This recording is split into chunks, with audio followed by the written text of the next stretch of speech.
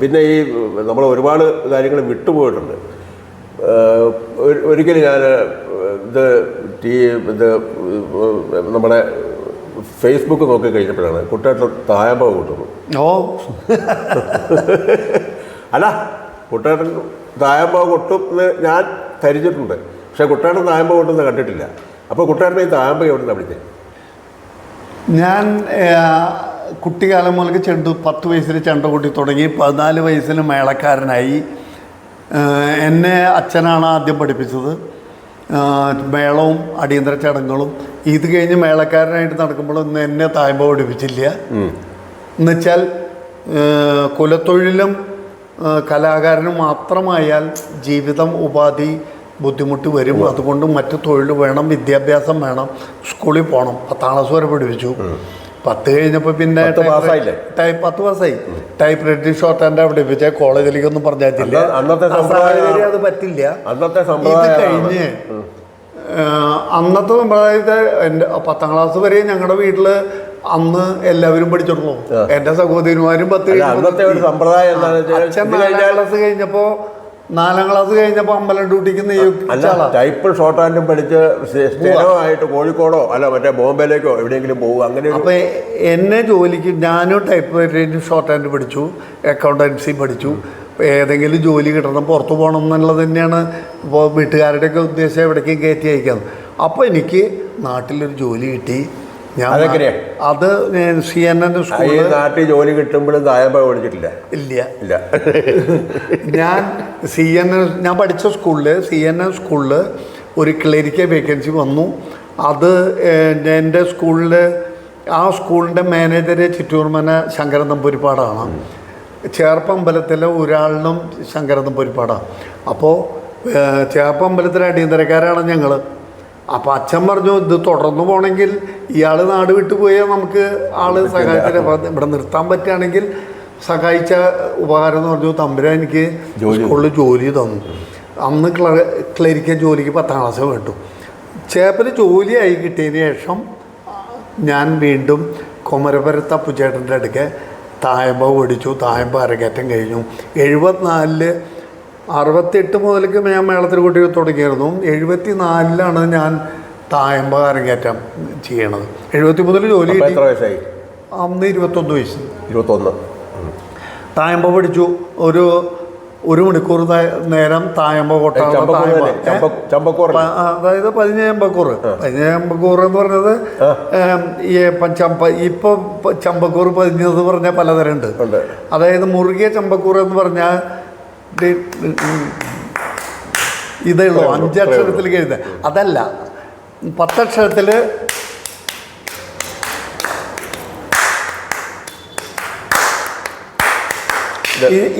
ഇതിനെ ഇത്തിരി കൂടി പതിച്ച് താളം പിടിച്ച് കൊട്ടി 15 ചമ്പക്കൂറാണ് ആദ്യം പഠിപ്പിച്ചാണ്.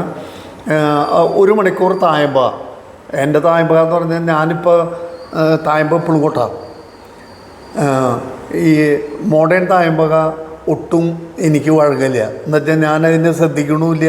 ഞാൻ ഈ ലയം ലാസ്യം എന്ന് പറഞ്ഞ് ഈ മേളത്തിൻ്റെ ഇതിൽ കിടന്നിങ്ങനെ ഓടണോണ്ട് എനിക്കത് സങ്കല്പിക്കാനും പറ്റില്ല ഇപ്പോഴത്തെ തായമ്പ. അപ്പോൾ എൻ്റെ തായമ്പ എന്ന് പറഞ്ഞാൽ മഞ്ഞപ്പുറം മോഹനൻ സമ്പ്രദായവചന എന്ന് പറയില്ലേ എന്ന് പറഞ്ഞ പോലെ സാമ്പ്രദായിക തായമ്പക എന്ന് പറഞ്ഞ് വേണമെങ്കിൽ മോഹത്തിന് വേണമെങ്കിൽ ആർക്കും വേണമെങ്കിൽ ഞാൻ കൊട്ടാം. മറ്റുള്ള തായമ്പക പ്രൊഫഷണലായി. അതെ. ഇപ്പം തായമ്പക ഞാൻ 74 കൊട്ടിയിട്ട് 1, 2, 3 കൊല്ലം ഈ ചമ്പക്കൂറ് മാത്രം കൊട്ടിയിട്ട് നിരവധി വേദികളിൽ ഞാൻ തായമ്പ കൊട്ടി. എന്നുവെച്ചാൽ ഞങ്ങളുടെ ക്ഷേത്രങ്ങളിലൊക്കെ അടിയന്തരത്തിൻ്റെ ഭാഗമായിട്ട് തായമ്പ വേണം. അപ്പോൾ ഓരോ ആഘോഷങ്ങൾ, താലപ്പൊലി ആയാലും ഭരണി ആയാലും മറ്റ് വിശേഷങ്ങൾ വരുമ്പോൾ വൈകുന്നേരം സന്ധ്യവേല വേണം, തായമ്പ വേണം, ശിവരാത്രി ഒക്കെ ആയാലും. അപ്പോൾ അത് അച്ഛൻ കൊട്ടണം. അച്ഛൻ കൊട്ടി കഴിഞ്ഞിട്ട് നമ്മുടെ അവിടെ തായമ്പ കൊട്ടുന്ന ഒരു വ്യക്തി ഉണ്ടായത് പിന്നെ ഞാനാണ്.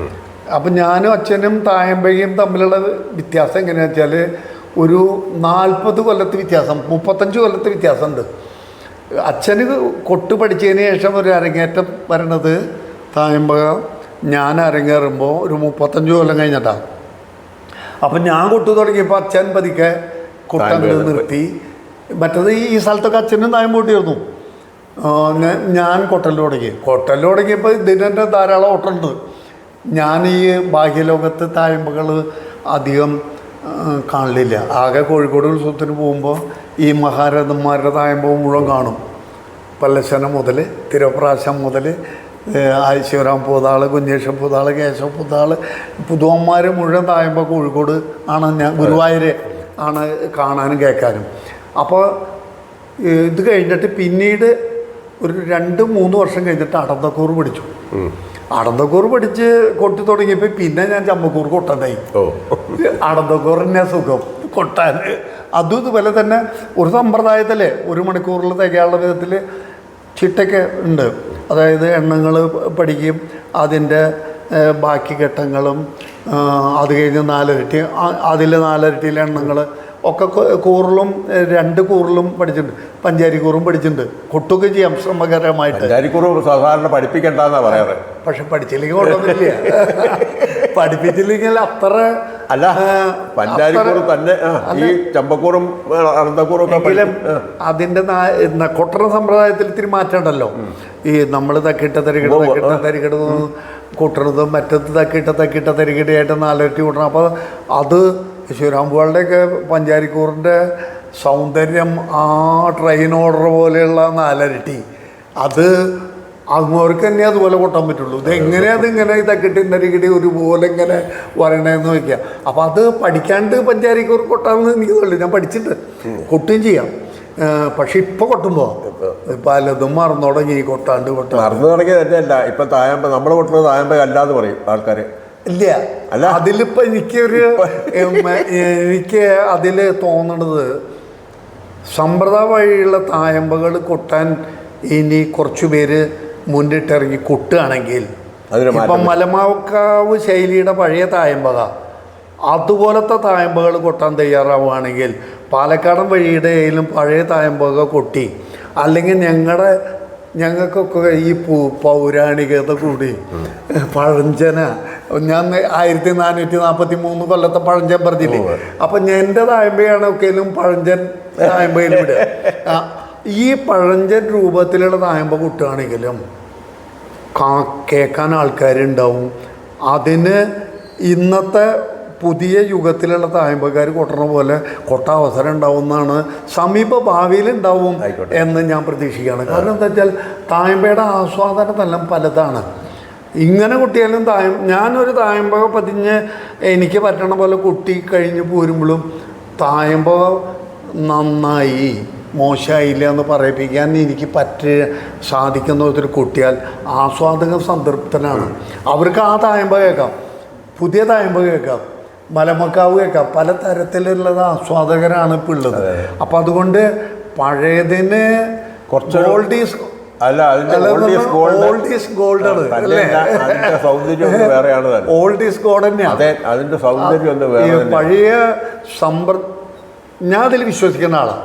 തായമ്പകയായാലും മേളമായാലും പഴയ സമ്പ്രദായം അനുസരിച്ച് കൊട്ടിപ്പോന്നാൽ എല്ലാ സ്ഥലത്തും പോയി കൊട്ടാനൊന്നും പറ്റില്ല. അതിന് ആസ്വാദകരുണ്ടാവും, ആവശ്യക്കാരുണ്ടാവും. അത് ആണ് ശാശ്വതമായി നിലനിൽക്കുക. ഭാവിയിലേക്ക് മാറ്റങ്ങൾ വരുന്നതൊക്കെ അതാത് കാലത്ത് വരുന്ന മാറ്റങ്ങളാണ്. മാറ്റമില്ലാതെ തുടരുന്നത് എന്നും നിലനിൽക്കും. ഒരു വലിയ സംശയം കിടക്കുക. എന്താ ഈ ഇതൊക്കെ പഠിക്കാൻ എവിടെയാണ് സമയം കിട്ടിയേ? സ്കൂളിൽ പോയി 10ാം ക്ലാസ് വരെ പഠിച്ചു എന്ന് പറഞ്ഞു. അതിനിടയ്ക്ക് അമ്പലത്തിലെ മറ്റേ അടിയന്തരത്തിന് പോകണമെന്ന് പറഞ്ഞു അച്ഛൻ്റെ കൂടെ, അല്ലെങ്കിൽ അച്ഛന് പകരമായിട്ട്.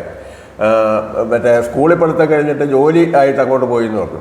അതിനിടയ്ക്ക് പ്രമാണിക്കാൻ പോയെന്ന് പറഞ്ഞു. ഇതെല്ലാം കൂടെ പറഞ്ഞപ്പോഴത്തേക്ക് ഇതെങ്ങനെ ഈ ജോലി, മറ്റേ പരിപാടിക്ക് പോക്ക്, അതുപോലെ അമ്പലത്തിലെ അടിയന്തരത്തിന് പോവുക, സാധകം ചെയ്യാതെ പറ്റില്ലല്ലോ. അല്ല, സാധകം നമ്മൾ വെളുപ്പിനെ ഇപ്പോൾ അച്ഛനും പഠിപ്പിച്ചെന്ന് പറഞ്ഞു, വെളുപ്പിനെ എഴുന്നേറ്റ് സാധകം ചെയ്യുക. മിക്കവാറും 5 മണി കഴിയുമ്പം അമ്പലത്തിലേക്ക് പോകേണ്ടി വരും. അപ്പോൾ എപ്പോഴാണ് ഈ സാധകത്തിനുള്ള സമയം? ഈ ഇത് ഒക്കെയിലും വലിയ മെച്ചം ഉണ്ടാവണത് എന്താ വെച്ചാൽ ഇതൊക്കെ സംഭവിച്ചത് റാവട്ടം പോലെ പെരുവരുത്താണ്. അതാണ് എനിക്ക് സമയം കണ്ടെത്താൻ കഴിഞ്ഞത്. ഒന്നും ഒക്കെ ചുറ്റുവട്ടാണ്. ശങ്കുളിക്കാനും പൂജോട്ടാനും പഠിക്കാണ്ട് പോയി കൊട്ടുക, കേട്ട് പഠിച്ചതാ. അതൊന്നും പഠിക്കില്ല. പിന്നെയാണ് ശാസ്ത്രീയമായിട്ട് ഇടയ്ക്കൂറൊക്കെ പഠിക്കുന്നത്. മറ്റത് അടിയന്തരത്തിൻ്റെ ഭാഗമായിട്ട് എന്തെങ്കിലും കൂട്ടുക. പിന്നീട് ഓരോ പൂജയ്ക്കും കാലത്തെ പൂജ, പന്തിരിടി, ഉച്ചപൂജ ഒക്കെ വ്യത്യസ്തമായ താളത്തിൽ ഇതന്നെയാണ്. ഈ ത്രിപട, രൂപകം, ചമ്പ, രാഗം മാറും, ഈ ചെമ്പട, ഈ 4 താളത്തിലുള്ള കൂറുകളുണ്ട്. ഇടയ്ക്കൂറ് ഓരോ പൂജയ്ക്കും വെവ്വേറെ കൂട്ടം. ഇതൊക്കെ പിന്നീടാണ് പഠിക്കണം. ആദ്യത്തൊക്കെ അല്ല, അത് ഞാൻ ചോദിച്ചു ഈ സാധകം ചെയ്യാനുള്ള സാധകം അച്ഛനാണ് ആദ്യം പഠിപ്പിച്ചതെന്ന് ഞാൻ പറഞ്ഞല്ലോ. ആദ്യം അച്ഛൻ പുളിമുട്ടി എന്നെ പഠിപ്പിച്ചു. ഗണപതി കൈ കൂട്ടി തക്കിട്ട തരികിട തക്കിട്ട തക്കിട്ട തക്കേ. ഇതാണ് 3 പടകൈയാണ് ഞങ്ങൾ. ഈ വലം തക്കിട്ട ഇടം തക്കിട്ട എന്നുള്ളത് ഈ കലാമണ്ഡലം അല്ലെങ്കിൽ കഥകളിയുടെ അല്ലെങ്കിൽ മറ്റ് പ്രദേശം ഞങ്ങളുടെ അവിടെ ഈ അതിന് തന്നെയാണല്ലോ ഈ വലം തക്കിട്ട അല്ലെങ്കിൽ എന്താ പറയുക തക്കിട്ട തക്കിട്ട തക്കി തക്കിട്ട തക്കിട്ട തക്കേ. അതിനെന്താ പറയാ? എന്നെ ആദ്യം പഠിപ്പിച്ചത് അങ്ങനെയാണ്. അതിനെന്താ പറയാ? വലം തക്കിട്ട തക്കിട്ട തക്കേ തക്കിട്ട അങ്ങനെ മറിച്ചു കൊട്ടി വലം തക്കിട്ട. അത് ഇടത്ത കൈകയില്ല, അത് മറിച്ചു കൊട്ടുന്നു. ഇത് ഞങ്ങൾക്ക് അതില്ല. തക്കിട്ട തക്കിട്ട തക്കി തക്കിട്ട തക്കിട്ട തക്കേ തക്കിട്ട ഇവിടുന്ന് ഇരട്ടിയിലേക്ക് കിടക്കും.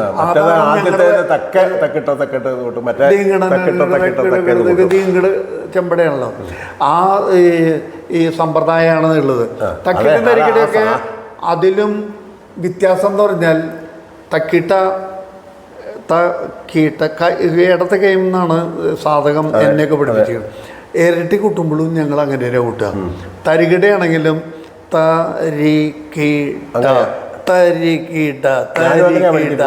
അവിടുന്നാണ്. പക്ഷെ ഇപ്പോ കോലുമുന്ന് തരികിട തരികിട അത് ഞാൻ കൊട്ടും ഇവിടെ. 4ാം കാലത്തിൽ കൊട്ടിയാൽ ഞാൻ ഈ കൈ 2 ചേർത്ത് ഡിങ്കിട തരികിട തരികിട തരികിട എന്ന് പറഞ്ഞാൽ ഇപ്പൊ ഈ കോലുമുന്ന് തരികിട മറച്ചു കൊട്ടാന്ന് പറയും. എന്നെ പഠിപ്പിച്ചിട്ടുള്ളത് അങ്ങനെ തന്നെയാണ്. ഇടത്ത് കൈ തരികിട തരികിട അങ്ങനെയാണ്. അത് ഞാൻ ഈ മറ്റേ കലാമണ്ഡലത്തിൽ വന്ന് അന്നും ഈ സാധകം ചെയ്യാനായിട്ട് അവിടെ നിൽക്കുമ്പോഴാണ് ഇത് വലത്തെ കയ്യിൽ തുടങ്ങുന്ന ഒരു സമ്പ്രദായം. അപ്പം അതിൽ ആദ്യം തക്കിട്ടയും തരികിടയും പാടക്കൈകളൊക്കെ പഠിപ്പിച്ചിട്ടുണ്ട്. അത് വെളുപ്പാങ്കാലം, അതായത് പള്ളിയോണത്തിൽ കഴിഞ്ഞ് വന്ന അച്ഛൻ കുറച്ച് കാലം വെളുപ്പാങ്കാലത്തും കൊട്ടി 6 മണിയാകുമ്പോൾ കുളിക്കുക, അമ്പലത്തിൽ പോവുക. അച്ഛൻ പോവും, അല്ലെങ്കിൽ എനിക്ക് പോകണം. അതങ്ങനെ അതാണ് എന്നെ തായമ്പയുടെ ആദ്യ ഭാഗം കിടതൊക്കെ ഇടതാം എന്നുള്ള എണ്ണം വരെ അച്ഛൻ പഠിപ്പിച്ചിട്ടുണ്ട്. അതായത് ഒരു ചെമ്പട തുടങ്ങിയ ഒരു വകോടറുടെ അല്ലെങ്കിൽ ശിബയിലേക്ക് കൊട്ടുമ്പോൾ കൊട്ടണ്ടേ. അപ്പോൾ ആ എണ്ണം വരെ എന്നെ പഠിപ്പിച്ചിട്ടുണ്ട് തായമ്പ. അത് കഴിഞ്ഞിട്ട് പിന്നെ തായമ്പ പഠിപ്പിക്കാന്നിരുന്നത് കൂട്ടുകാരനായിട്ട് നിൽക്കുമോ എന്ന് അറിയാനല്ല, നിൽക്കരുത് മറ്റുള്ളടത്തേക്ക് പോകണം വെച്ചിട്ടാ. പിന്നെയാണ് ജോലി കിട്ടിയിട്ടത് തായമ്പ. അങ്ങനെ പഠിത്തം അപ്പം ജോലിയും സ്കൂൾ പഠിത്തവും സാധകമൊക്കെ ആ കാലത്തെ കുട്ടിക്കാലത്ത് തൊട്ട് തുടങ്ങിയിട്ടുണ്ട്. മേളം കൊട്ടലും ആ കാലത്ത് തുടങ്ങിയിട്ടുണ്ട്. അവിടെ അമ്പലത്തിൽ ശിവേലിയുണ്ട്. ചെമ്പട കൊട്ടണം. ആദ്യം താളം പിടിക്കാൻ പഠിച്ചു. ആദ്യം 2ാം കാലം പിടിക്കാൻ അറിയുള്ളൂ. അപ്പോൾ അവർ 2ാം കാലം കൊട്ടുള്ളൂ. അല്ലെങ്കിൽ അവർ 1ാം കാലം കൊട്ടിയാലും നമ്മൾ 2ാം കാലം പിടിക്കും. അപ്പോൾ 2 വട്ടം കൊട്ടിയാൽ ശരിയായില്ല. ഇത് കഴിഞ്ഞപ്പോൾ ആളില്ലാണ്ട് വരുമ്പോൾ എനിക്കും പറ്റും കൊട്ടാന്ന് പറഞ്ഞ് ഞാൻ കൊട്ടുക എന്ന് പറഞ്ഞ് കൊട്ടി പഠിക്കുക. അതല്ലേ ഈ മേളം. ഒരു ചെമ്പടവട്ടം കൊട്ടാൻ പഠിച്ചാൽ മേളം പഞ്ചായരി പോലത്തെ മേളം സ്വതേ എങ്ങനെയാണെന്ന് കൂടെ കൊട്ടി അങ്ങോട്ട് ശീലിക്കുക. അതാണല്ലോ പഠിക്കല്. കുറച്ച് പഠിച്ചു കഴിഞ്ഞാൽ പിന്നെ ബാക്കി കൂടെ കൊട്ടി അങ്ങോട്ട് ജോലി കഴിഞ്ഞതിന് ശേഷം തായമ്പ പഠിക്കുമ്പോൾ ആശാൻ വീട്ടിൽ വന്നിട്ട് പഠിപ്പിക്കുകയാണുണ്ടായി. വീട്ടിൽ താമസിച്ച് പഠിക്കുക. അപ്പോൾ ഗുരുകുലം തന്നെ. അത് ആശാൻ കൊമരവൃത്ത ആശാൻ എന്ന് പറഞ്ഞാൽ എൻ്റെ അമ്മയുടെ കുഞ്ഞച്ഛൻ പോലെയാണ്. അച്ഛൻ്റെ സുഹൃത്താണ്. അപ്പുചേട്ടനാണ് ഞാനും വിളിക്കുക. ആശാൻ എന്നല്ല വിളിക്കുക. അമ്മ അപ്പുചേട്ടനെ വിളിക്കുക, അച്ഛൻ അപ്പുചേട്ടനെ വിളിക്കുക. അപ്പുചേട്ടനാണ് പഠിപ്പിച്ചത്. 1 കൊല്ലം സാധകം ചെയ്യിച്ചു. 2ാമത്തെ കൊല്ലം സാധകം ചെയ്ത് അരങ്ങേറ്റം. അന്നത്തെ പഠിപ്പിക്കണ സമ്പ്രദായം തന്നെ ഇപ്പോഴത്തെ സമ്പ്രദായവും വളരെ വ്യത്യാസമുണ്ട്. എന്നെയൊക്കെ സാധകം ചെയ്ത് ആദ്യം തായമ്പക പഠിക്കുമ്പോൾ ഇടകാലം മുതലൊക്കെ പഠിപ്പിക്കണ കൊട്ട്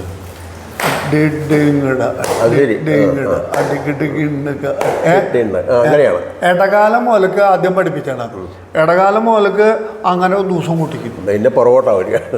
ഇത് കഴിഞ്ഞിട്ട് പതികാലം, അത് കഴിഞ്ഞിട്ടാണ് കൂറ് പിടിപ്പിച്ചിട്ടുള്ളൂ. അപ്പോൾ ഇതെന്താ വെച്ചാൽ താളുറയ്ക്കാനും ഇത് സാധകം ഉണ്ടാവാനും അതവിടെ നിന്ന് ഒട്ട പഠിപ്പിക്കും. പിന്നെ പതികാലം പഠിപ്പിച്ചു. പിന്നെ ഈ ജോലിക്ക് പോകുമ്പോഴേ ഈ മേളത്തിന് പോകുമ്പം ജോലി അവധിയെടുക്കുമോ അതോ അല്ല അത് കുട്ടേട്ടൻ പോയാലും കുഴപ്പമില്ല, ഞങ്ങളിവിടെ കുറച്ച് ഞാൻ നേരത്തെ പറഞ്ഞു ഒക്കെ ഈ റാവട്ടത്തായതുകൊണ്ടുള്ള സൗകര്യം. സ്കൂളിൽ പോയാൽ സ്കൂളിലെ ജോലി ഞാൻ വൃത്തിയായിട്ട് ചെയ്യും. അവിടെ എങ്ങനെ 9:30 മുതൽ 10 മണി തൊട്ട് 5 മണി വരെയാണ് എൻ്റെ വർക്കിംഗ് ടൈം. എൻ്റെ പഠിച്ച സ്കൂളാണ്, വീടിൻ്റെ അടുക്കിയാണ്. സ്കൂളിൻ്റെ താക്കോല് എൻ്റെ കയ്യിലുണ്ട്. പിന്നെ കൂടെ കിടന്ന് എൻ്റെ വീട്ടിലേക്ക് പോവാം. അപ്പം ഞാൻ ജോലി തീർത്ത് കഴിഞ്ഞാൽ വേണമെങ്കിൽ സ്വല്പം നേരത്തെ പോകാനോ. പിന്നെ ജോലി ഉണ്ടെങ്കിൽ രാത്രി ആയാലും മുടക്ക ദിവസമായാലും അവിടെ ചെന്നിരിക്കും, ജോലി ചെയ്യും. അപ്പോൾ ജോലിയിൽ ഒരു കളങ്കമില്ല, അവിടുത്തെ കാര്യങ്ങളൊക്കെ വൃത്തിയായിട്ട് ചെയ്യും. പിന്നെ ലീവ് എടുക്കും.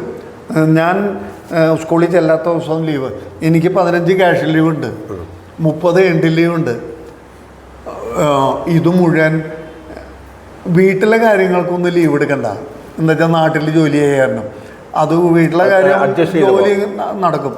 ലീവ് മുഴുവൻ 40-45 ദിവസത്തെ ലീവുള്ളത്. എൻഡ് ലീവൊക്കെ ലീവ് എടുത്തിട്ട് തൃപ്പൂണിത്തുറ ഇരിഞ്ഞാലക്കുട ഉത്സവം, ഗുരുവായൂർ ഉത്സവം, ഇത് 3 ഉത്സവത്തിന് കോഴിക്കോട് ലീവ് എടുക്കുക. മറ്റതൊക്കെ വൈകുന്നേരങ്ങളിലുള്ള കുട്ടനെ കൊണ്ടു അങ്ങനെ പോവുക.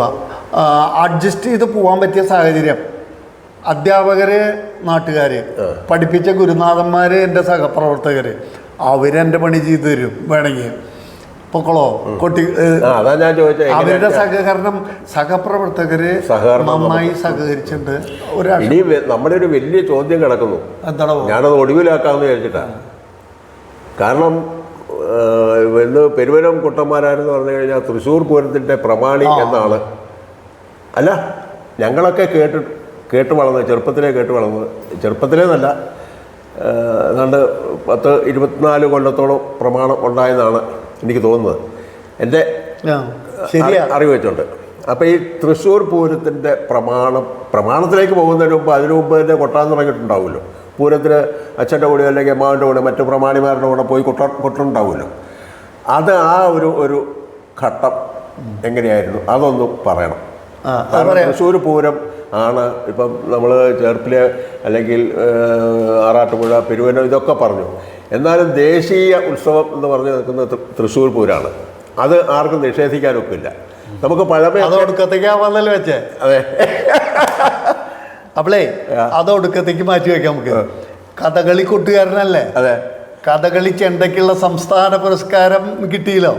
ആദ്യമായിട്ട് അങ്ങേരിട്ടെന്ന് അഭിനന്ദിക്കുന്നു. ഇനി മുന്നോട്ടില്ല. അപ്പൊ എനിക്ക് കഥകളിയായിട്ടുള്ള ഒരു ടച്ച് ഉണ്ട്. അതും കൂടിയും പറഞ്ഞ പഠനത്തിന്റെ ഭാഗം. മേളക്കാരൻ ഇതൊക്കെ ആയപ്പോ എൻ്റെ നാട്ടില് KPC നാരായണ ഭട്ടതിരിപ്പാട്, അദ്ദേഹം വലിയ കഥകളി ആസ്വാദകനും കലാസ്നേഹിയും. അതുമല്ല, നാടിനെ അത്ര ഇഷ്ടപ്പെടണം. അപ്പം നമ്മുടെ നാട്ടിൽ നല്ല കലാകാരന്മാരുണ്ടാവണം, കൂട്ടുകാരുണ്ടാവണം എന്നത്തെ അതിയായ മോഹം. അദ്ദേഹത്തിൻ്റെ ഇല്ലത്ത് കഥകളിക്കാർ വരാത്ത ദിവസം ഉണ്ടാവില്ല. എന്നെ കഥകളി കൂട്ട് പിടിപ്പിക്കണമെന്ന് മാഷ്കാണ മോഹം. എനിക്ക് കഥകളിയായിട്ട് വലിയ ടച്ചില്ല.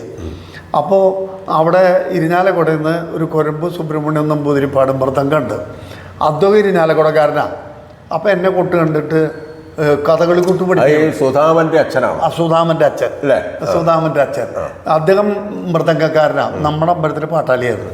ഇവർക്ക് രണ്ടുപേർക്കും മോഹം മൂത്തിട്ട് ഞാൻ കുറച്ച് കഥകളി കൂട്ട് പഠിക്കാൻ തുടങ്ങി. അപ്പോൾ എനിക്കും പഠിക്കാമെന്ന് പറഞ്ഞപ്പോൾ എനിക്കിഷ്ടമായി. കഥകളി കൂട്ടുകാരനാവുക എന്ന് പറഞ്ഞാൽ അന്ന് കൃഷ്ണൻകുട്ടി പുതാള് നിന്ന് കൊട്ടണ രംഗം ചുണ്ണിപ്പുതാളടുക്കെ നിൽക്കുന്നുണ്ടാവും. അല്ലെങ്കിൽ ഇപ്പോൾ കുട്ടന്മാരാർ കൊട്ടണതും കഥകളിയൊക്കെ ഞാൻ കാണും. കൂട്ടുകാരെ, എനിക്കറിയണ കൂട്ടുകാർ അന്ന് അത്ര ആൾക്കാരേ ഉള്ളൂ. അപ്പോൾ കഥകളി പഠിക്കാമെന്നൊക്കെ പറഞ്ഞപ്പോൾ ഇതുപോലെ സുഖമല്ലേ കഥകളി കണ്ട്, നമ്മുടെ പോലെ അത്ര ബുദ്ധിമുട്ടില്ല എന്നാണ് വിചാരിച്ചത്. ഞാൻ തയ്യാറായി. അപ്പോൾ കൊരമ്പ് തിരുമേനി തന്നെ ശ്രീനാരായണപുരം അപ്പുമാരാശാൻ ഉണ്ണായി വാര്യരുടെ അധ്യാപകൻ, അദ്ദേഹത്തിന് ഏർപ്പാട് ചെയ്തു. അദ്ദേഹം അതെ, അദ്ദേഹം നമ്മുടെ കുടുംബ സുഹൃത്ത്, അച്ഛൻ്റെ പ്രവർത്തകനാണ്, ഒരുമിച്ച് സഞ്ചരിക്കുന്ന ആളാണ്, ബന്ധമുണ്ട്. അങ്ങനെ അദ്ദേഹം സമ്മതിച്ചു. അപ്പോൾ ഈ കലാനിലയത്തിൽ അന്ന് ചേർന്ന് പഠിക്കാൻ എനിക്കും പറ്റില്ല, ചേർത്ത് പഠിപ്പിക്കാൻ അവിടെയും പറ്റില്ല. എന്താ വെച്ചാൽ എനിക്ക് ജോലിയുണ്ട്, അത്യാവശ്യം അമ്പലത്തിലെ കാര്യം, എനിക്ക് സമയമില്ല സത്യത്തിൽ, മോഹം മാത്രമാണ് വലുത്. അപ്പോൾ ആശാൻ ഇരിഞ്ഞാലക്കുടയിൽ നിന്ന് ക്ലാസ് കഴിഞ്ഞ് ബസ് കയറി പെരുമറ്റിക്ക് വരും. എന്നിട്ട് പെരുമറ്റ് വന്ന് രാത്രി ഇരുന്ന് എന്നെ കൊട്ടു പഠിപ്പിക്കും. രാത്രി വെളുപ്പാങ്കാലത്ത് കുറച്ച് സാധനം ചെയ്യും, കൊട്ടു പഠിപ്പിക്കലൊക്കെ രാത്രി. അങ്ങനെ ഒരു 1-2 മാസം മെനക്കെട്ട് മേളപ്പദം പുറപ്പാട് പഠിച്ചു. അത് കഴിഞ്ഞ് അതിൻ്റെ 1-2 റിഹേഴ്സൽ നടത്തി. രാഘവനാശാൻ അരങ്ങേറ്റമൊക്കെ നടത്തി. കലാനിലയം രാഘവാശാൻ, ഈശ്വരൻ വാര്യര് മദ്ദളം, ആശാൻ ചണ്ടയ്ക്ക് ഉണ്ടല്ലോ. ഞാൻ പിന്നെ കൊട്ടറല്ലോ. എൻ്റെ കൂടെ കടവത്തെ ജാതവേദം എന്ന് പറഞ്ഞൊരു നമ്പൂരി, എൻ്റെ എന്നെക്കാൾ ഇത്തിരി പ്രായം കുറയും, 2 പേരായിട്ടാണ് ഞങ്ങൾ പഠിച്ചത് ഈ മേളപ്പദം പുറപ്പാട്. ഇത് പഠിച്ചു. അപ്പോൾ ആശാന് ഭയങ്കര ശുണ്ഠി നിഷ്കർഷയാണ്. എന്നെ അധികം ചീത്ത പറയില്ല. എൻ്റെ വീട്ടിൽ വന്ന് പഠിപ്പിക്കണു, അച്ഛനായിട്ടുള്ള സൗഹൃദം. ചീത്ത മുഴുവൻ നമ്പൂരി ശരിക്കും കൊണ്ടുവന്ന ചീത്തയൊക്കെ നമ്പൂരി കൊടുക്കും. ഞാനും എനിക്ക് ഈ പറഞ്ഞ പോലെ ജോലി കഴിഞ്ഞ് വൈകുന്നേരം ചെണ്ടയുടെ മുമ്പിൽ എന്നിരിക്കുമ്പോഴേക്കും ഉറക്കം വരും, ശ്രദ്ധിക്കൂല, തെറ്റുകയും ചെയ്യും. എന്നാലും പഠിച്ചു.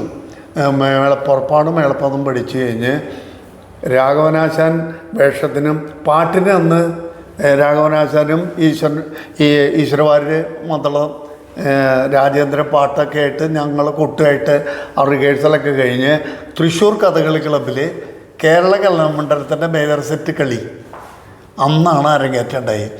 അപ്പോൾ കഥകളി കൊട്ട് പഠിച്ചു. അപ്പുട്ടി പുതളാശാനാണ് എനിക്ക് മേളപ്പതിന് കൂടെ മദ്ദളം കൊണ്ടുവന്നത്. അതൊരു മഹാഭാഗ്യം. അന്ന് എനിക്ക് അതിൻ്റെ വില അറിയില്ല. അപ്പുട്ടി പുള്ളാശാനും മറ്റേ ഇയാളുണ്ടല്ലോ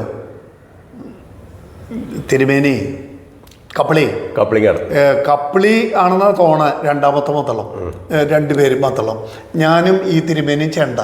മേളപ്പദം അരങ്ങേറ്റം പഠിച്ചതൊക്കെ വൃത്തിയായിട്ട് തെറ്റുകൂടാതെ ചെയ്തു. കഥകളി ക്ലബ്ബിലാണ് അരങ്ങേറ്റം. അപ്പോൾ അതിൽ ഉണ്ടായൊരു നേട്ടം എന്താണെന്ന് വെച്ചാൽ അപ്പുട്ടി പുതാളാശാരുടെ കൂടെ കൊട്ടിന്ന് മേനി പറയാനുള്ള ഒരവസരം.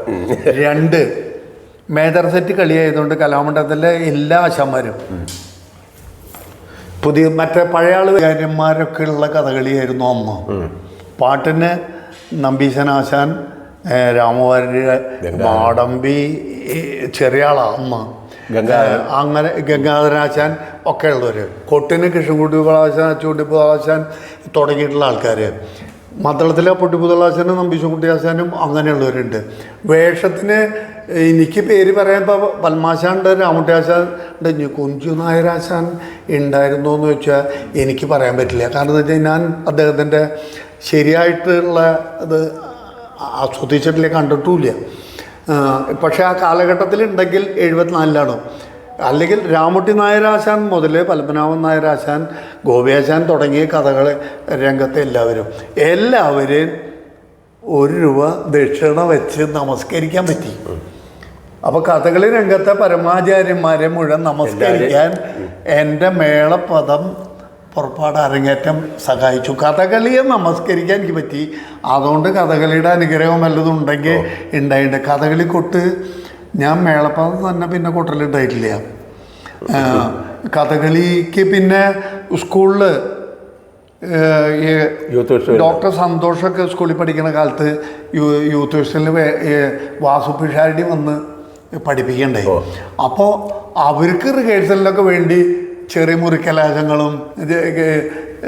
കലാശങ്ങളൊക്കെ ഒരു വട്ടം കാണിച്ചു തന്നപ്പോൾ അതുപോലെ നമുക്ക് കൊട്ടാലോ. അങ്ങനെയൊക്കെ അപൂർവമായിട്ട് കൊട്ടിയിട്ട് കഥകളി കൊട്ട്. എനിക്ക് മേളവും കഥകളിയും തമ്മിൽ പൊരുത്തപ്പെടില്ല. പെരിഞ്ഞാലക്കുടി ആയാലും തൃപ്പൂണിത്തുറ ആയാലും ഈ മേളം കഴിഞ്ഞിട്ടാണ് ഈ കഥകളി വരുന്നത്. കാലത്തും വൈകുന്നേരം ഇത്ര നേരം മേളം കൂട്ടിയിട്ട് പിന്നെ കഥകളി കാണുക എന്ന് പറയുന്നത് നല്ല വേഷക്കാരുണ്ട്, പാട്ടുകാരുണ്ട്, എമ്രാതിരി വരുന്നു, ഗോപിയാശം വരുന്നു, രാമരാശം വരുന്നു എന്ന് പറഞ്ഞാൽ കുറച്ചു നേരമൊക്കെ നമ്മൾ ചെന്നിരിക്കും. പക്ഷെ മുഴുവനൊന്നും കഥകളി കാണില്ല. അപ്പോൾ പിന്നെ കഥകളി കൊട്ടുകാരനായത് പ്രായോഗികമല്ല എന്ന് മനസ്സിലായി. പിന്നെ അതല്ല, എൻ്റെ കൊട്ടും അത്രേ ഉള്ളൂ, 2 മാസം പഠിച്ചിട്ടുള്ള പഠനമുള്ളൂ. കഥകളി കൊട്ടും നമ്മുടെ കൈ കൂടെ കയറി ഇറങ്ങി. അതെ. അപ്പോൾ കഥകളിയുമായി ഒരു സമ്പർക്കം, ഇതിപ്പോൾ നിങ്ങളെ പോലെയുള്ള ആൾക്കാരെയൊക്കെ കാണുക, ഒരു സ്നേഹം പങ്കിടുക. അല്ല, ഗോപിയാശാനൊക്കെ ആയിട്ട് സൗഹൃദം ഇന്ന് ഇപ്പോൾ ധാരാളമായി. പണ്ട് ദൂരം എന്നല്ലേ കാണാൻ പറ്റുള്ളൂ. ഈ കഥകളി കുറച്ചെങ്കിലും പഠിച്ചതുകൊണ്ട് കഥകളി ആസ്വദിക്കാൻ പറ്റുമല്ലോ, അത് തന്നെ ഒരു വലിയ ദൈവം. കൊട്ട് കേട്ടാൽ മനസ്സിലാവും, കൊട്ടാൻ പറ്റില്ല എന്നുള്ള അവസ്ഥയിലാണ് ഇപ്പോൾ.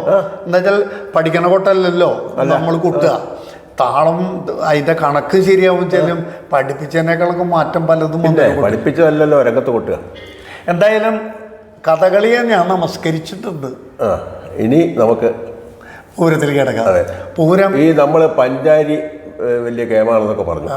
ഇവിടെ വരുമ്പോഴത്തേക്കും തൃശ്ശൂർ പൂരത്തിന് പാടിയ തൃശ്ശൂർ പൂരം കേമാണ്.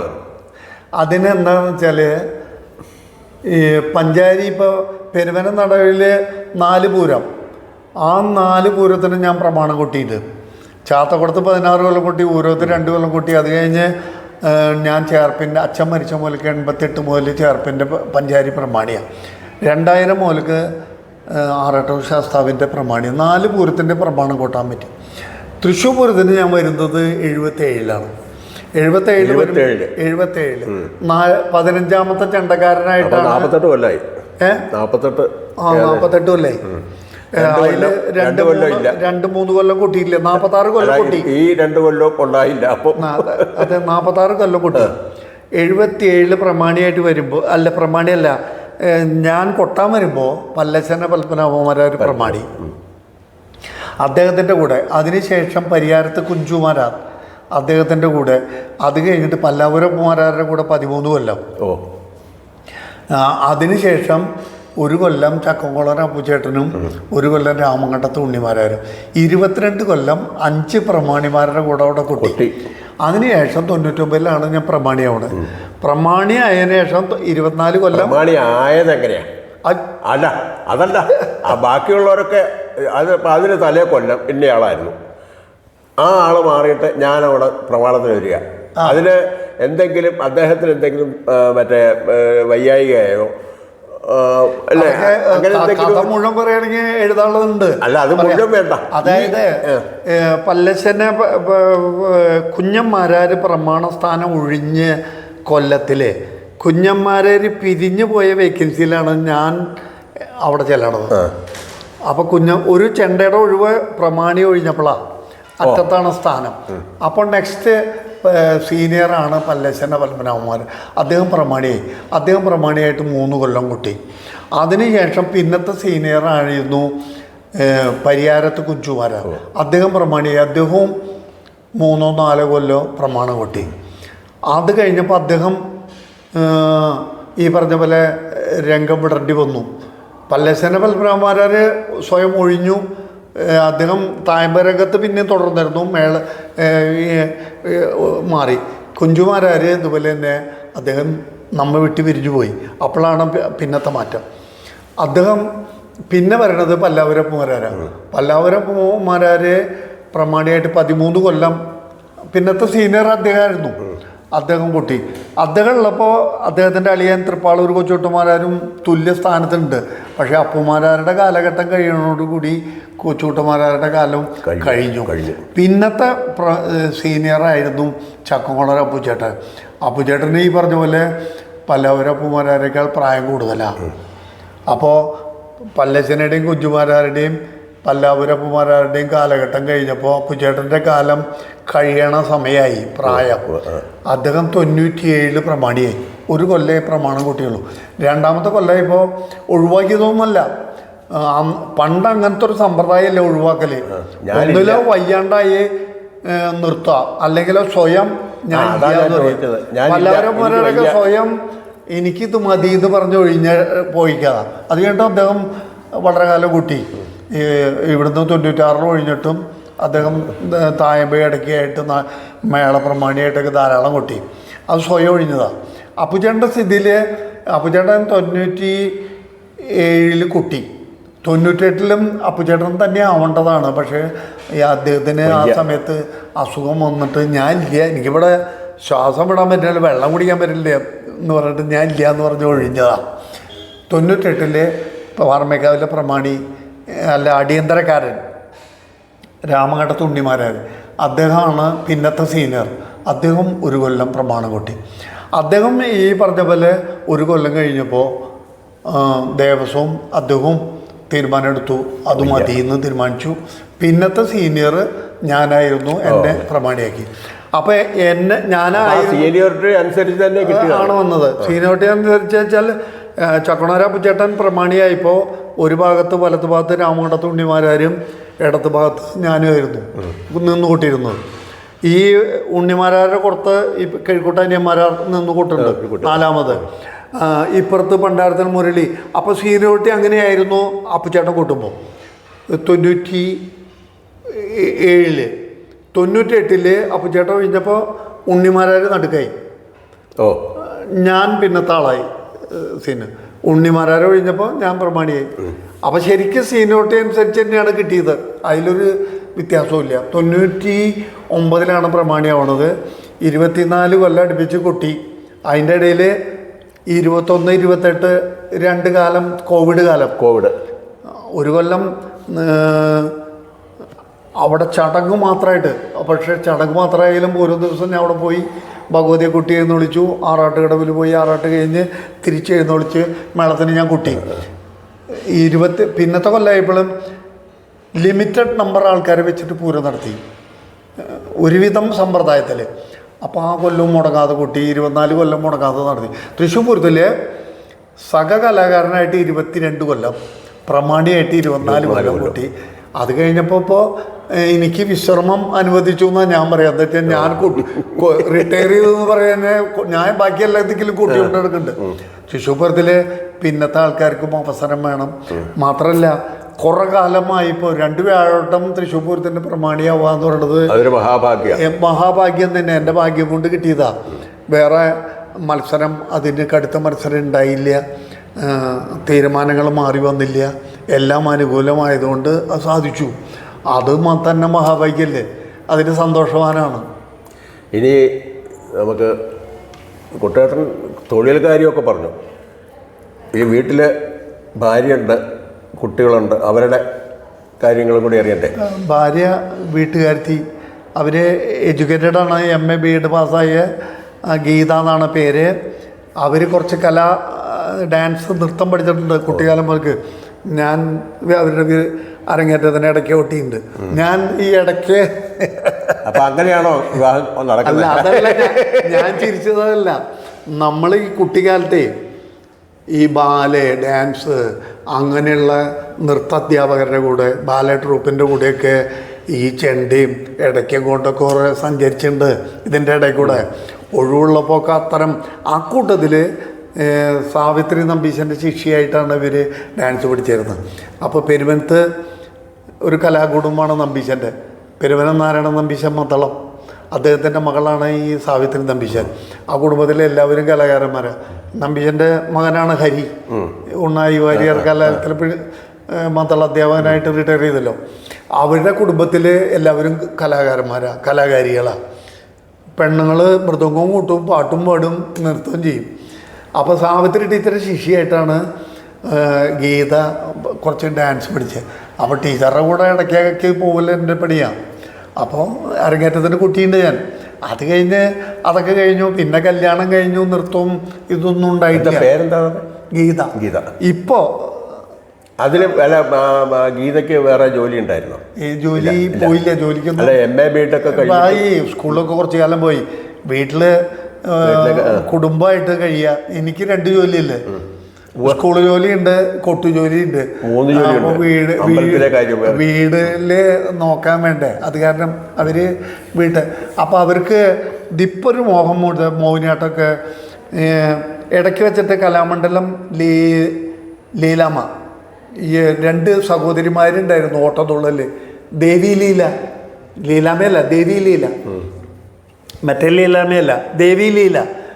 ഓട്ടംന്നുള്ള എല്ലാവരും പഠിച്ച സഹോദരിമാർ, അവർ പെരുമണത്ത് താമസിച്ചിരുന്നു. അതിൽ ലീല കുറച്ച് മോഹിനിയാട്ടം ഗീത പഠിപ്പിച്ചിട്ടുണ്ട് ആ കാലഘട്ടത്തിൽ, ഇത്തിരി ക്ലാസിക് ടച്ചോടുകൂടി. അത് കഴിഞ്ഞിട്ട് നിർത്തി. ഇപ്പോൾ വീണ്ടും പൊടി തട്ടി മോഹിനിയാട്ടം പഠിക്കുന്നുണ്ട്. ശിവരാത്രിക്ക് 2 പ്രാവശ്യമായിട്ട് 2 ഐറ്റം അവർ കളിച്ചു. ഓരോ കൊല്ലം ഓരോന്ന് പുതിയത് ഇപ്പോഴും പഠിച്ചുകൊണ്ടിരിക്കുന്നുണ്ട്. ഇപ്പം ഏത് നേരം അല്ല, ഇപ്പം 60 കഴിഞ്ഞില്ലേ? 63 ഇപ്പോൾ ഈ മുഴുവൻ നൃത്ത ഇതിലാണ്. അപ്പോൾ അവരാണ് കുട്ടികൾ. മക്കള് മൂത്തത് മകള് കവിത, അവള് പാട്ടും ഡാൻസും ഒക്കെ പഠിച്ചിട്ടുണ്ട്. എൻജിനീയറിംഗ് പാസ്സായി. ഇപ്പോൾ ബാങ്കിൽ AGM ആണ്, IDBL ബോംബെയിലാണ്. മകൻ ഒരു കാർത്തിക്. ഞാൻ നിർബന്ധിച്ച് ചെണ്ട കൊട്ട് പഠിപ്പിച്ചിട്ടില്ല. മൃദംഗം തുടങ്ങി അക്ഷരശ്ലോകവും പാട്ടും കഴിഞ്ഞ് അയാൾ കൊട്ടിനാണ് മോഹം എന്ന് പറഞ്ഞു. ഞാൻ സ്കൂൾ കോമ്പറ്റീഷൻ മേളം പഠിപ്പിച്ചു. അത് കഴിഞ്ഞ് മൂർക്കനാട് ദിനേശൻ എന്നെക്കൊണ്ട് തായ്പ പഠിപ്പിച്ചു.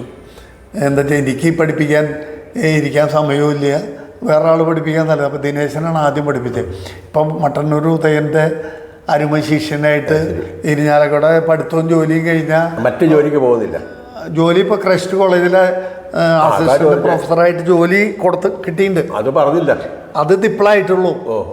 അത് ഈ കലാകാരനായതുകൊണ്ട് പഠിത്തം കഴിഞ്ഞപ്പോൾ അവർ കോളേജുകാർ നേരെ അധ്യാപകനായിട്ട് അവരെ ജോലിക്ക് വെച്ചിട്ടുണ്ട്. സബ്ജക്റ്റ് എന്താ?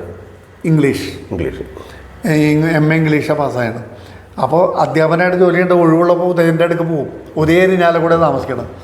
ഉദയന് പറഞ്ഞു കൊടുക്കാനുള്ളതൊക്കെ പറഞ്ഞ് കൊടുത്തിട്ടുണ്ടെന്നാണ് ഉദയൻ എന്നോട് പറഞ്ഞത്. ഇയാൾക്ക് മോഹമുണ്ട്, അതിനോട് മോഹമുണ്ട്. അത് കാരണം പഠിക്കാൻ മനസ്സിലാവുകയും ചെയ്യും, കൊട്ടുകയും ചെയ്യും. ഇപ്പോൾ അത്യാവശ്യം മറ്റുള്ളവരുടെ കൂടെയൊക്കെ ഡബിൾ കുട്ടി തുടങ്ങിയിട്ടുണ്ട്. തായ്മ കൊട്ടും നന്നായിട്ട്. മേളത്തിന് എൻ്റെ കൂടെ വരും. കുട്ടേട്ടന് എത്ര വയസ്സായി? ഞങ്ങൾക്ക് ഈ പറഞ്ഞ പോലെ തലയൊക്കെ നനച്ചിരിക്കുന്നത് വിളിച്ച് ഒരുപാടായും തോന്നും, പക്ഷേ ചെറുപ്പമാണ് ഞങ്ങൾക്കൊക്കെ കാണുമ്പോൾ. ഇപ്പം എത്ര വയസ്സായിട്ടുണ്ട്? അല്ലെങ്കിൽ എന്താണ്? അതെ, ഞാൻ 53 ജനിച്ചു. അപ്പോൾ ഇപ്പോൾ കണക്കാക്കുമ്പോൾ എനിക്ക് 71 കഴിഞ്ഞു. 13-ലോ? 53 നവംബർ തൃപ്പൂണിത്തുറ ഉത്സവം, തൃക്കേട്ട പുറപ്പാട് എൻ്റെ ജനനം. അത് 53. ഇപ്പോൾ 25 72 ആവും. 75 നവംബർ 22 തൃക്കേട്ട പുറപ്പാട് തന്നെയാണ് തൃപ്പൂണിത്തുറ. 75 പിറന്നാള് അല്ല 72 പിറന്നാള് തൃപ്പൂണിത്തുറ. 25 തൃപ്പൂണിത്തുറ തന്നെ ആവുമെന്നാണ് പ്രതീക്ഷിക്കുന്നത്. കഴിഞ്ഞ കൊല്ലം 71 അവിടെ ഉണ്ടായി, 70 അവിടെ ഉണ്ടായി. ശരിക്കും പറഞ്ഞ ഒരു 65 കൊല്ലമായിട്ട് ഇപ്പം ഈ ചെണ്ട അല്ലെങ്കിൽ കലയായിട്ട് ഇടയ്ക്കായാലും ചെണ്ടയായാലും അമ്പലമായാലും ഒരു 55 68 മുതൽ സജീവം എന്ന് പറയാം. ഒരു 57 കൊല്ലമായി മേളരംഗത്തുണ്ട്.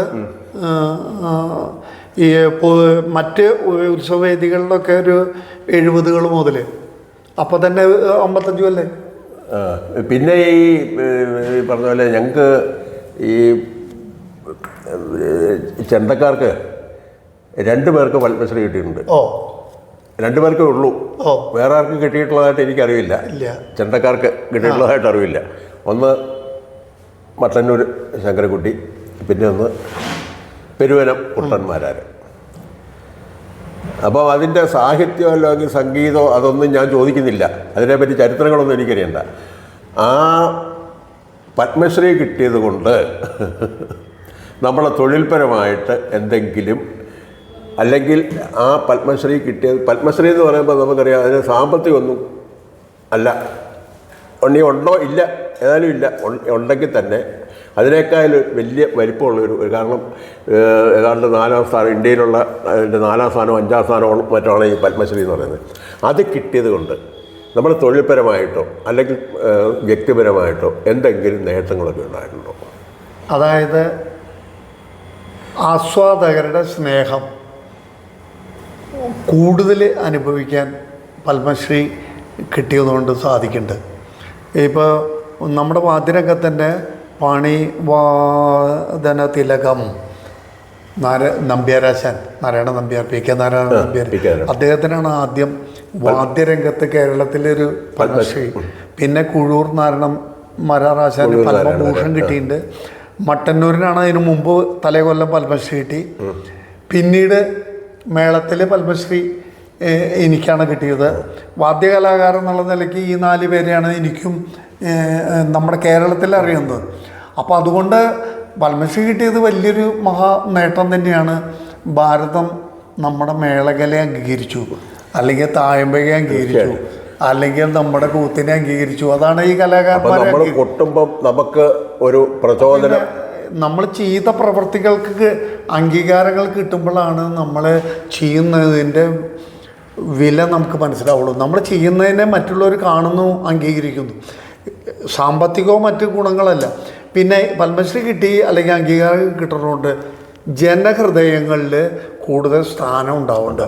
ഇപ്പോൾ 10 പരിപാടി കൂടുതൽ കിട്ടിയോ എന്ന് വെച്ചാൽ പത്മശ്രീ കിട്ടിയോണ്ട് പരിപാടിയൊന്നും കൂടുതലൊന്നുമില്ല. ഞാൻ സാധാരണ പോകുന്ന പരിപാടികളും മറ്റു പരിപാടി. പക്ഷേ തൃശ്ശൂർ പൂരത്തിൽ കുട്ടിയോണ്ട് പരിപാടി ഉണ്ടാവാം. അതായത് പൂരത്തിൻ്റെ പ്രമാണി എന്നുള്ള നിലയ്ക്ക് എനിക്ക് ഭയങ്കര മേൽവിലാസം കിട്ടിയിട്ടുണ്ട്. അത് തൃപ്പൂണിത്തുറ കൊട്ടി, ഇരിഞ്ഞാലക്കുട കൊട്ടി, പെരുവനത്ത് കൊട്ടി, ഗുരുവായൂർ കൊട്ടി, തൃശ്ശൂർ കൊട്ടി എന്നൊക്കെ പറയുമ്പോഴും അതാണ് മേളരംഗത്തെ എന്നെ അറിയിപ്പിക്കുന്നത്. അംഗീകാരങ്ങൾ അതിൻ്റെ ഭാഗമായിട്ട് കിട്ടിയതാണ്. അത് ഞാനത് ചോദിക്കാൻ വിട്ടു. പത്മശ്രീ അല്ല, അതിൽ ഉണ്ട്. പത്മശ്രീ കിട്ടിയോണ്ട് അല്ല, അതിന് താഴെ അല്ല നമുക്ക് മറ്റേ ഇപ്പം മറ്റേ അക്കാഡമിയുടെ അവാർഡ് അതൊക്കെ കിട്ടിയിട്ടുണ്ടാവില്ലേ? അതെന്തൊക്കെ കിട്ടിയിട്ടുണ്ട്? അല്ല, അതൊന്നും ചെയ്ത് പോയാലേ ഇപ്പൊ പത്മശ്രീ ഒടുവിൽ കിട്ടിയത്. അതായത് കേരള സർക്കാരിൻ്റെ പല്ലവർ പുരസ്കാരം കിട്ടിയിട്ടുണ്ട്. കേരള സംഗീത നാടക അക്കാദമി ഫെലോഷിപ്പ് തന്നിട്ടുണ്ട്, അവാർഡ് തന്നിട്ടുണ്ട്. അത് ഈ പറഞ്ഞ പോലെ വാദ്യകലയ്ക്ക് ഫെലോഷിപ്പ് പല്ലശ്ശേരി പത്മനാഭന്മാരാർ കഴിഞ്ഞിട്ട് പിന്നെ നിരവധി യോഗ്യരുണ്ടായിരുന്നു ഒരു കാലഘട്ടത്തിൽ. ആർക്കും കൊടുത്തിട്ടില്ല. എന്തോ ഭാഗ്യം കൊണ്ട് എൻ്റെ ഒരു കാലഘട്ടം വന്നപ്പോൾ എനിക്ക് ഫെലോഷിപ്പ് കിട്ടി, അവാർഡ് കിട്ടിയിട്ടുണ്ട്. കേന്ദ്ര സംഗീത അക്കാദമി 19 അവാർഡ് കിട്ടിയിട്ടുണ്ട്. അത് മേളത്തിനാണ്. മേള എന്നുവെച്ചാൽ ട്രഡീഷൻ ആർട്സ് എന്ന് പറഞ്ഞിട്ടാണ് ആ സെക്ഷൻ. അതിൽ എനിക്കിപ്പോൾ തായമ്പക എന്നാണ് സർട്ടിഫിക്കറ്റിൽ. തായമ്പക മേളം, തായമ്പക ഒക്കെ അതിൽ വിടും. തായിൽ ഇൻ ദി ഫീൽഡ് ഓഫ് എന്നുള്ളത് തായമ്പക എന്ന് പറഞ്ഞിട്ടാണ് കേന്ദ്ര സംഗീത അക്കാദമി എനിക്ക് അവാർഡ് തന്നത്. അതുപോലെ AR ദൂരദർശൻ പോലെ ഇതിലൊക്കെ നമുക്ക് അവതരിപ്പിക്കാനുള്ള അവസരം കിട്ടും. പത്മശ്രീ കിട്ടിയിട്ടുള്ള നേട്ടം എന്ന് പറഞ്ഞത് കൊച്ചു കൊച്ചു ഗ്രാമങ്ങൾ നമ്മൾ ചെല്ലുമ്പോൾ കൂടുതലായിട്ട് അവർ നമ്മളെ കാണുമ്പോൾ അവർ ഒരു പത്മശ്രീ കിട്ടിയ ആൾ ഞങ്ങളുടെ നാട്ടിൽ വന്നു, നമ്മുടെ പരിപാടി തന്നു, അങ്ങനെ പറഞ്ഞിട്ട് നമ്മൾ അവർക്കൊരു അഭിമാനം, അവർക്ക് ഒരു വളരെ അതാണ് ഞാൻ നേരത്തെ പറഞ്ഞത്, സ്നേഹം കൂടുതൽ. ഓരോന്നും ഇറങ്ങി ചെല്ലുമ്പോൾ സാധാരണക്കാരുടെ ഇടയിൽ ചെല്ലുമ്പോൾ വളരെ ബഹുമാനം കൂടുതൽ ഈ പത്മശ്രീ കിട്ടിയോണ്ട് ലഭിക്കുന്നുണ്ട്. മറ്റേ സാമ്പത്തികം എന്ന് പറയുന്നത് ഈ പറഞ്ഞ പോലെ അതൊക്കെ വർദ്ധിക്കുന്നുണ്ട്. പിന്നെ എനിക്ക് ഇതെന്താണെന്നറിയാം, സന്തോഷം എന്താണെന്നറിയാം, ഈ മറ്റേ ഇത്രയൊക്കെ ആയി, ഇനി മറ്റേ പെരുവനം കുട്ടന്മാരാർ എന്ന് പറയുന്ന ആൾ ചെറുപ്പം തൊട്ട് ഇതുവരെയുള്ള ഏതാണ്ട് കാര്യങ്ങളെല്ലാം നമ്മൾ ടച്ച് ചെയ്തു പോയി, സാമൂഹികമായിട്ടും കലാപരമായിട്ടും എല്ലാം. ഇനി മറ്റുള്ളവർ ചോദിക്കാറുണ്ട്, വരുന്ന തലമുറയോട് എന്തെങ്കിലും പറയാറുണ്ടോ? ഞാൻ ചോദിക്കുന്നില്ല. അതിനേക്കായി കൂടുതൽ ഇനിയിപ്പം കുട്ടേട്ടൻ്റെ മോഹം എന്താണ്?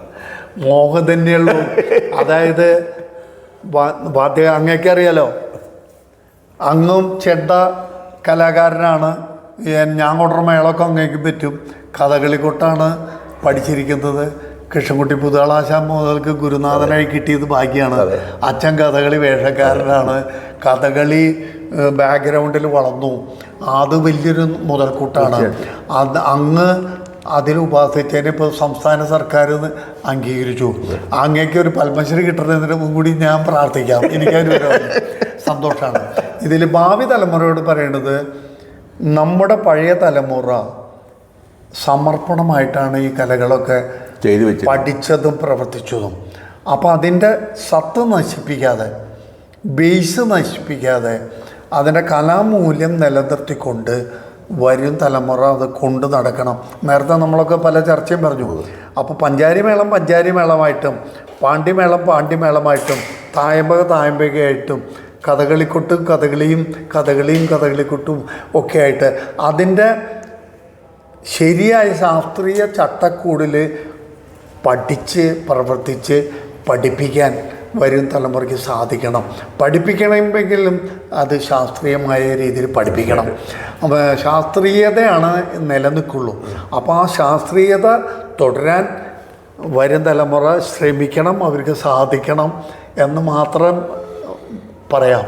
അപ്പോൾ നമുക്ക് ഇത് ഇങ്ങനെയൊരു അവസരം ഉണ്ടായത് സത്യം പറഞ്ഞു കഴിഞ്ഞാൽ ഈ വായിത്താരി എന്ന് പറഞ്ഞിട്ട് നമ്മുടെ കലാമണ്ഡലം ഉണ്ണികൃഷ്ണൻ ഇപ്പോൾ ഏതാണ്ട് ഞാൻ മുമ്പ് ചോദിച്ചപ്പോൾ പറഞ്ഞത് ഏതാണ്ട് 60 എപ്പിസോഡോ മറ്റോ ആയി എന്നാണ് പറഞ്ഞത്. അല്ലെങ്കിൽ 10, 40, 50 പേരെ കൊണ്ട് ഇൻ്റർവ്യൂ നടത്തിച്ചെന്നാണ്. അതൊരു മഹാസംരംഭമാണ്. അപ്പോൾ അതിലൊക്കെ പങ്കെടുക്കാനായിട്ട് നമ്മളെപ്പോലെയുള്ള ആൾക്കാർക്ക് സാധിക്കുക എന്നുള്ളത് തന്നെ വലിയൊരാണ്. അപ്പം എനിക്ക് കുട്ടേട്ടനെ പോലെയുള്ള ഒരാളെ ഈ ആൾക്കാർക്ക് വേണ്ടിയിട്ട് പരിചയപ്പെടുത്താൻ സാധിച്ചതിൽ വളരെയധികം സന്തോഷം. എൻ്റെ ഭാഗ്യല്ലേ എൻ്റെ എടുക്കണത് കലാമണ്ഡലം ഉണ്ണികൃഷ്ണൻ. അതെ, ഇൻ്റർവ്യൂ ചെയ്യണത് എന്നേക്കാൾ സീനിയറായ ചെണ്ട കലാകാരൻ മിടുക്കൻ കുറൂർ വാസുദേവൻ നമ്പൂതിരി. സന്തോഷം.